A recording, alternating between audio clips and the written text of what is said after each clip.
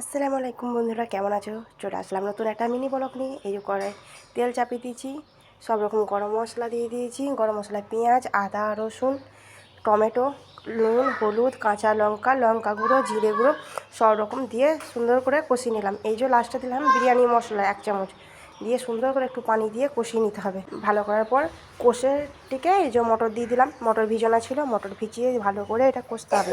ভালো করে 2 মিনিট কষিয়ে নেওয়ার পর এই যে আলু আর গাজর দিয়ে দিলাম।